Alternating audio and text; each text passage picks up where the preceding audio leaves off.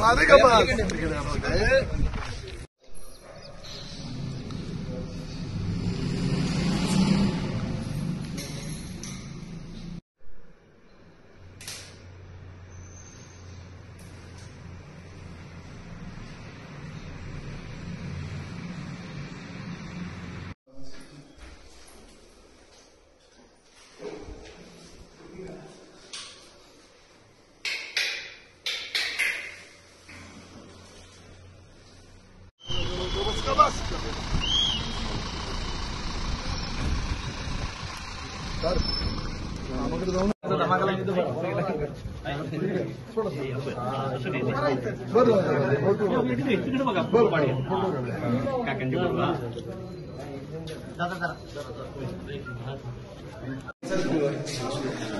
Allowed नाही sir. हो sir, allowed नाही. मोबाईल अलाउड नाही.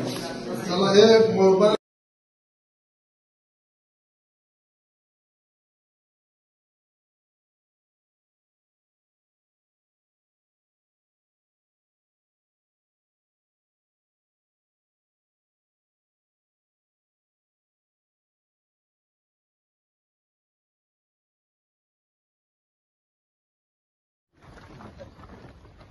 फार मोठ्या फरकानं या जिल्ह्यातली जनता मोठ्या मताधिक्यानं मला निवडून देईल. 10 वर्ष या लोकांनी मला दिली आणि ती प्रामाणिकपणानं पार पाडली. जिल्ह्यातले अनेक प्रकल्प पूर्ण करता आले. ज्यांच्या घरामध्ये 35 वर्ष 12 टर्म लोकांनी सत्ता दिली, त्यांनी काय केलं हे पाहिलं. ही निवडणूक ते निवडणूक एवढंच काम ते फक्त निवडणुकीच्या निमित्तानं उभं राहतात. काका, पण खरं आव्हान तुम्हाला कोणाचं आहे? चंद्रकांत पाटलाचं आहे की विशाल पाटलाचं आहे? नाही, आजच्या घडीला मला दोघंही आव्हानात्मक तसं दृष्टिकोनातून वाटत नाहीत. निश्चितपणानं मोठा फरक पडेल आणि विजय लोकांच्या आशीर्वादानं, लोकांनीही इलेक्शन हातामध्ये घेतल्यामुळं यात मताधिक्य चांगलं मिळेल. कुठेतरी महाविकास आघाडीचा उमेदवार, त्यानंतर अपक्ष विशाल पाटील, कुठेतरी याचा फायदा तुम्हाला होईल? मतांचं विभाजन होईल?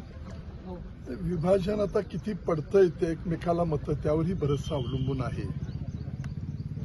फायदा होण्यापेक्षा लोक ठरवतात कुणाला मत द्यायचं, कुणाला पाडायचं हे लोक ठरवत नाही. कुणाला निवडून आणायचं, आपल्या सेवेसाठी सेवक कोण पाहिजे ते लोक ठरवतात. त्यामुळे निश्चितपणाने ते ठरवलेलं आहे. पण कुठेतरी शिवसेना जे आहे ते विशाल पाटलांना भाजपची पेटी म्हटलेलं आहे. आदित्य ठाकरे स्तरावर केलं, काय म्हणलं तुमचं? काय म्हणलं हे मी ऐकलं नाही, पण तो काय